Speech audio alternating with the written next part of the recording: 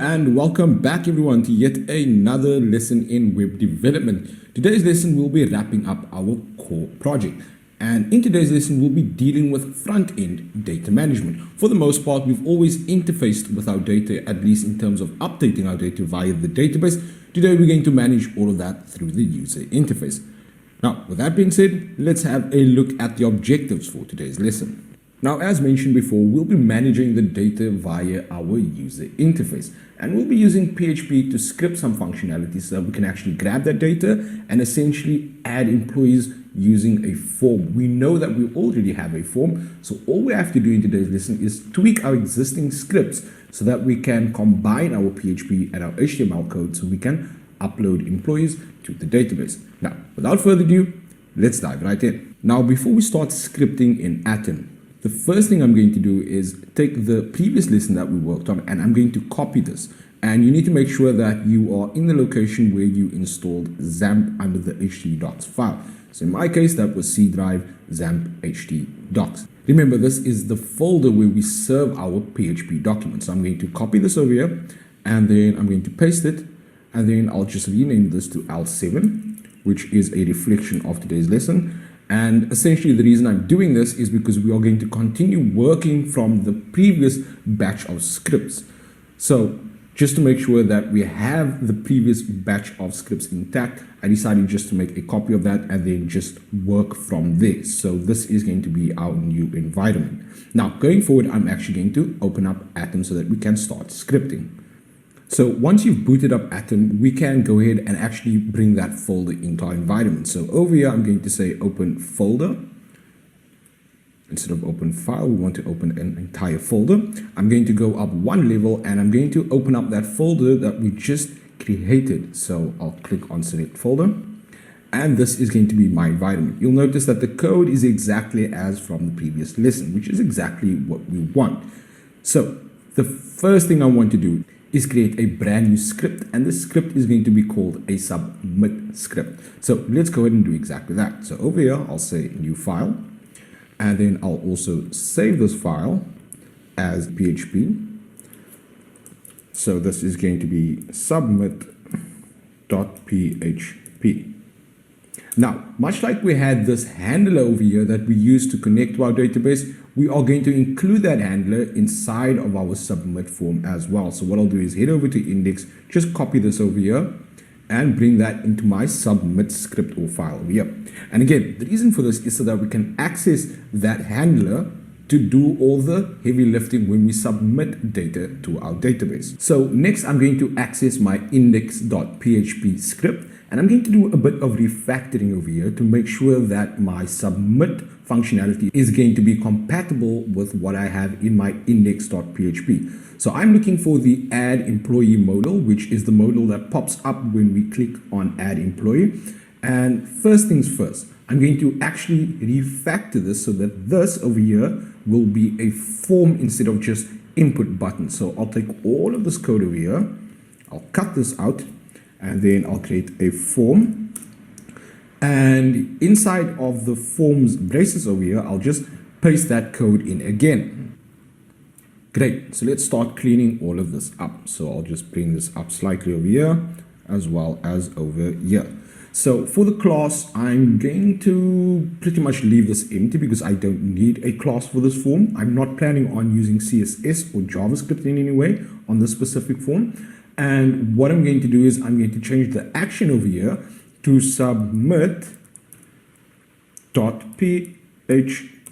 And then I'm going to remove the HTML bit over here.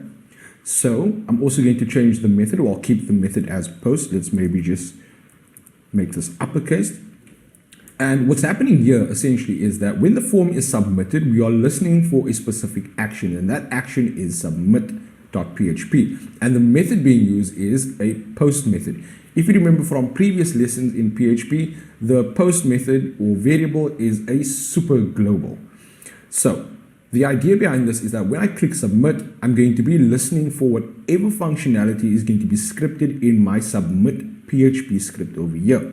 So now let's head back over to our index.php and let's start to refactor the code over here.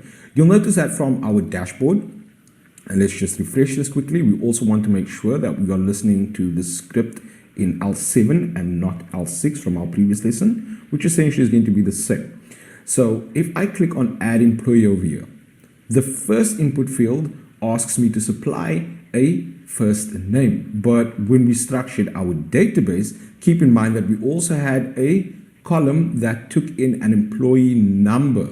So we need to refactor our HTML code so that we can actually add an additional input field here that listens for an employee number. So I'll just minimize this and I'll copy what I already have and I'll simply paste it over here. And what you'll notice is that it has a label, much like all of the others. It has an input field and it has a break tag. So associated with this input field is this attribute called name over here, and that is employee-number. Now the name is how we are actually able to reference something in PHP over here in this script so that we can grab the value from whatever the user inputs into this input field over here. And then we can take that specific value and push it to the database. Now, there are a couple of things missing inside of this form. Although this input field has a name, the others do not. So let's actually go and add a couple of names for each and every one of these input fields over here. And I'm going to copy these input fields so that you don't have to watch me type them out from scratch. I think that just makes a lot more sense. So I'm going to start with the first name input field for this one over here. And I'm going to add the name attribute with first name. I'll do the same for last name, which is going to be this one over here. Simply copy and paste. I'll do one for the position as well. I'll paste that over here. And then one for the department, which is going to be added over here. And then the last two will be the email as well as the salary. So once we have these name references, we can actually start putting them into our submit script over here so that we can do all the heavy lifting with our PHP. So I'm going to give a bit of real estate over here and head back to the top. And now I'm going to add my PHP code. So just below the include once line, I'm going to create a new variable of employee number. And I'm going to set this equal to my super global, which is of type post, and open up square braces over here. And I'm going to add in the employee number as my reference, which is this one over here. So I'll actually just copy this, head back over, add my quotation marks, and then very, very important, always close off your expressions or your line of code with your semicolon in PHP where it is required. Then I'm going to move over to the first name. So first name, I'm going to set this equal to that post variable as well. Open up my braces and then just head back over and I'll grab the first name over here and I'll paste that in right here. Excellent. Next, I'm going to do the last name. I'm going to set this equal to my post variable, open up my square braces, add in my quotation marks, and this was called last name. And let's just make sure that this is the case, the last name. If I hit over, that's correct. I'll grab position in the meantime, and then I'll do the exact same over here. Position. And I'm simply going to set this equal to my, you've guessed it, my post variable, open my square braces, and paste in position. And then we have three more. We also need to add the department. So over here, I'll do department. I'm going to set this equal to, again, my post underscore. This one is going to be department. Excellent. Let's just make sure that that is the case. So department. Wonderful. Now I'm going to copy the final two variables because by now you should have a fairly good idea of what's happening over here. So I'll save that now. And now we can actually start writing our SQL code. So I'm going to create a new SQL statement over here. So this is going to be SQL statement, and you should not be confusing this SQL statement with the one that we actually wrote in our index PHP file in our previous lesson. And I'm going to set this equal to a SQL script or a SQL line of code. Now, if you recall from our previous lesson, we had a SQL query over here.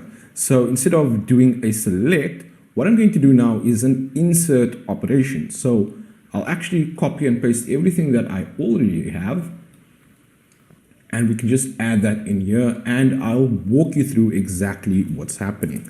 So let's just paste that over here.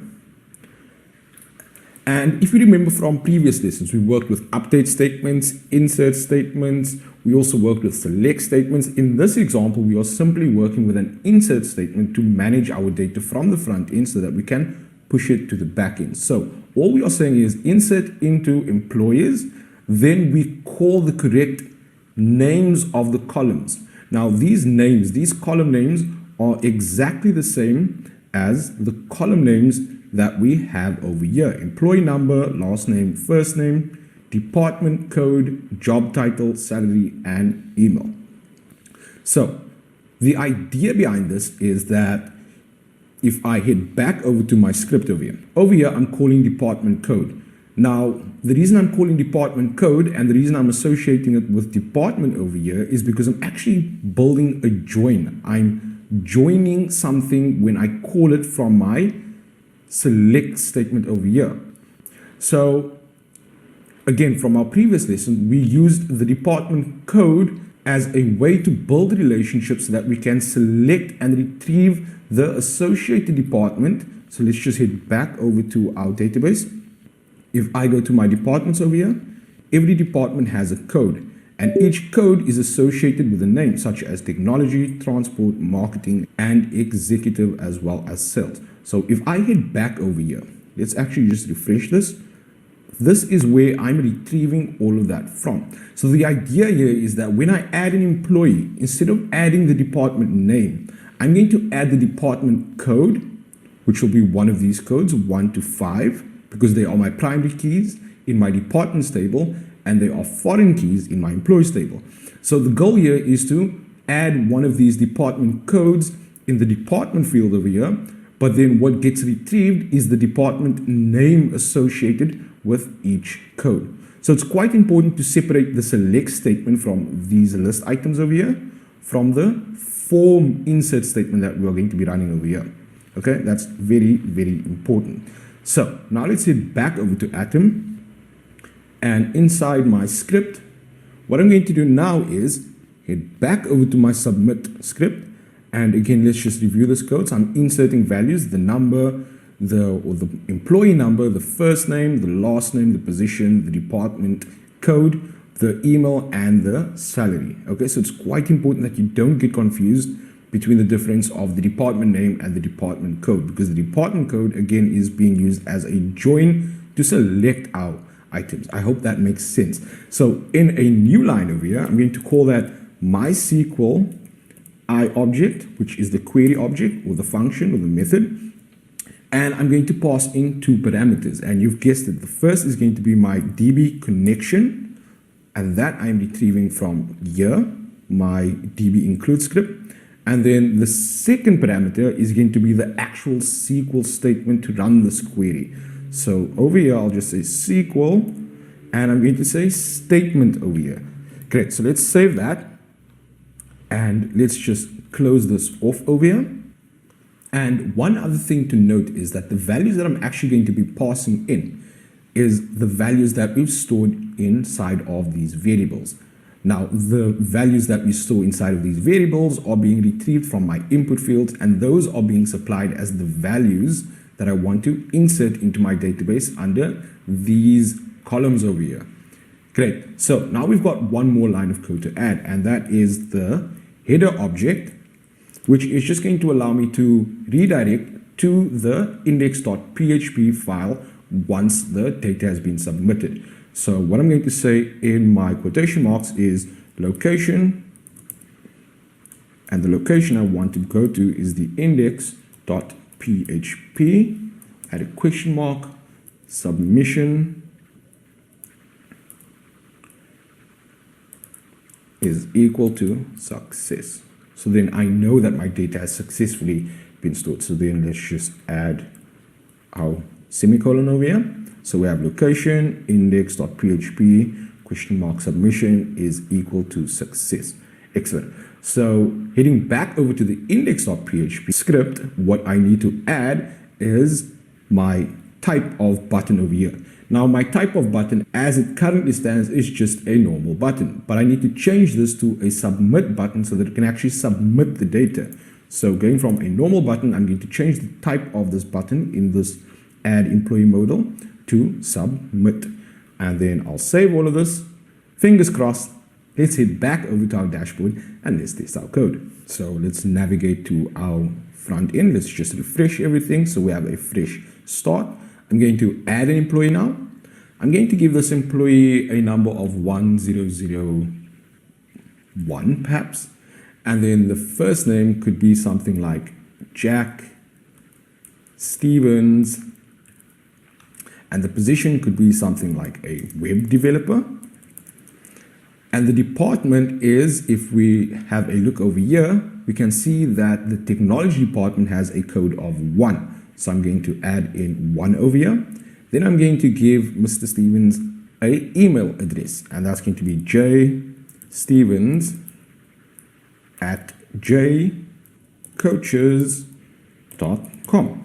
And we'll give him a generous salary of, let's say, £25,000. And then I'll hit confirm. And you'll notice that Jack Stevens has been added over here. And that is exactly what we want. If we have a look at our database and we refresh our database, if we head over to employees, we can see that Mr. Stevens has been added over here. And if I refresh this page now, the data persists. And this is exactly what we want. This is why databases are so powerful and so useful. In the event that we need to manage and store data throughout an organizational system, for example, so that we can manage and manipulate that data at a later stage. This is often useful when you perform things like data analytics, or if you want to build dashboards like we've done over here, just to keep track of all of our data. You'll notice that we haven't covered the interviews over here, the upcoming interviews list over here. And I decided not to cover this simply because I wanted to give you a challenge. Now, the logic to complete all of this and to add all of this to the database is going to be pretty much the same as what we've covered through our previous lessons. All you have to do essentially is, you've got the interviews table over here. All you have to do is work with the same logic where we added an employee. You now need to use that exact same logic and pretty much the code more or less to actually add the interviews over here. And I do believe that having challenges in place really help you practice your coding skills so that you eventually become better as you progress. In our final lesson, we're going to have a look at some of the popular web development frameworks out there that you should probably be looking at once you've completed this course. Web frameworks are really popular and really powerful tools to expedite the web development process. So for all of that and more, I'll see you in the next lesson. Cheers.